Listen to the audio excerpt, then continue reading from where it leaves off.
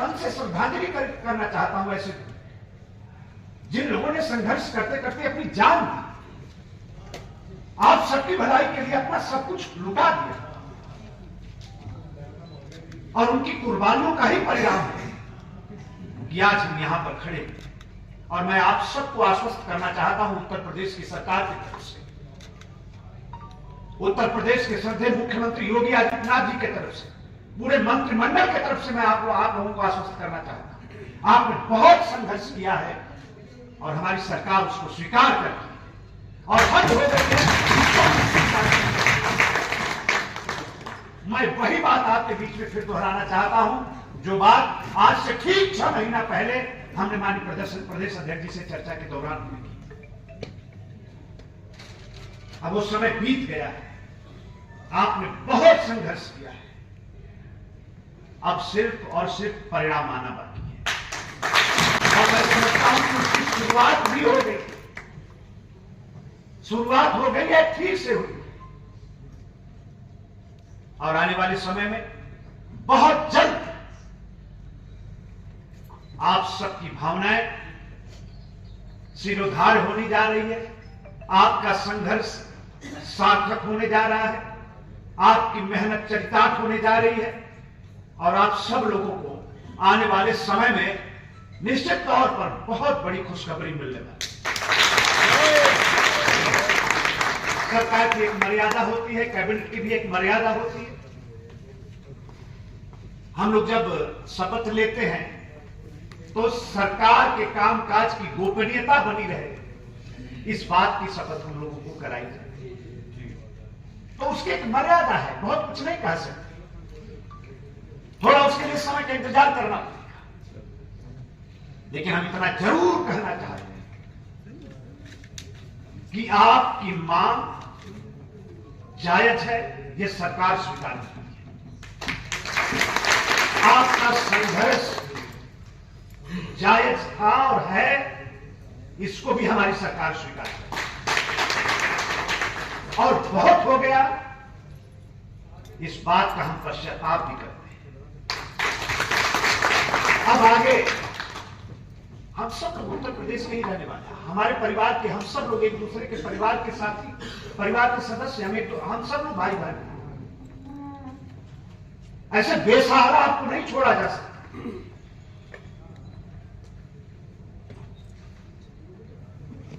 और इसलिए समय कम है, जैसा माननीय प्रदेश अध्यक्ष जी कह रहे हैं, अभी मुझे 2-3 मीटिंग करनी है, और आज की ही बैठक की चर्चा श्रद्धेय मुख्यमंत्री जी से मुझे आज शाम को ही करनी है। मुद्दा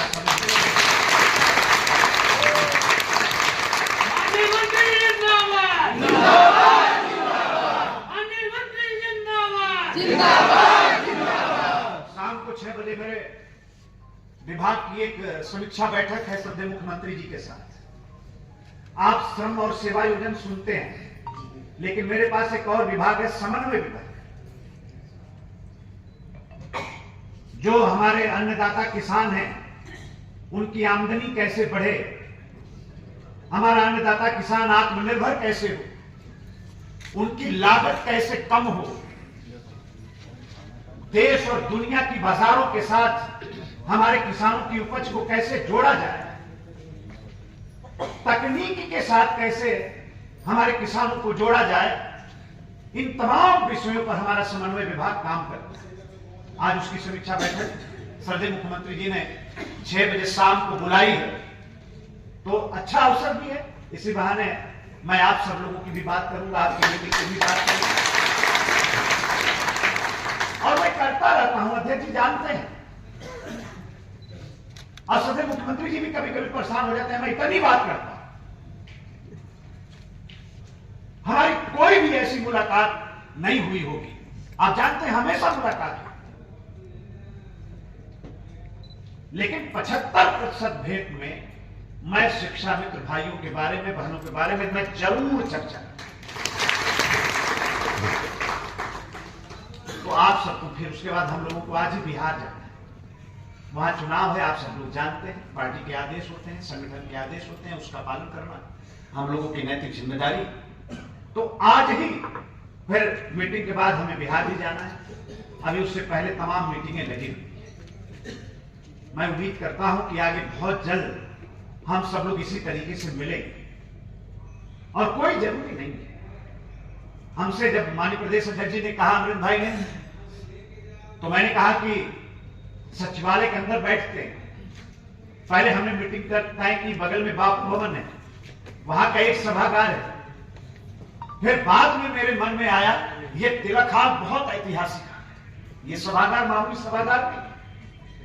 इसी मंच पर जहां माननीय प्रदेश अध्यक्ष जी बैठे हैं, हमारे संगठन के तमाम पदाधिकारी बैठे हैं, इस मंच पर देश के प्रधानमंत्री बैठ चुके हैं और इस मंच पर राष्ट्रपति महोदय बैठ चुके। माननीय मुख्यमंत्री तो हर माननीय मुख्यमंत्री इस मंच पे जरूर आते हैं।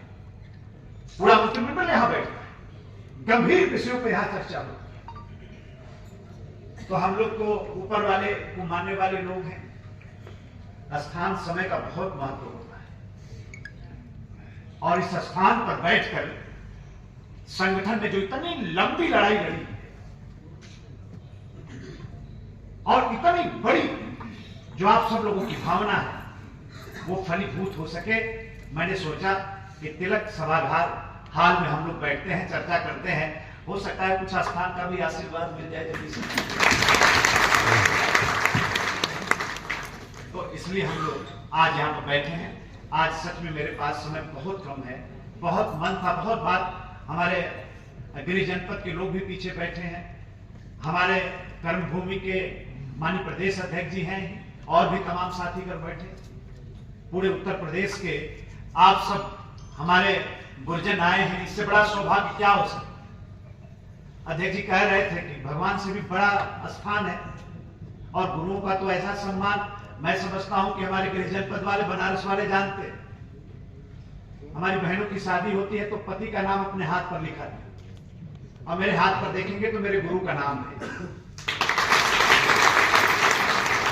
तो ये तो बहुत बड़ा, ये पुण्य का काम है। पता नहीं कैसे प्रदेश अध्यक्ष जी ने हमसे चर्चा की और भी संगठन के लोग हमसे मिलते रहते हैं, आपके और भी संगठन के लोग हमसे मिलते हैं, उन लोगों से भी चर्चा हो।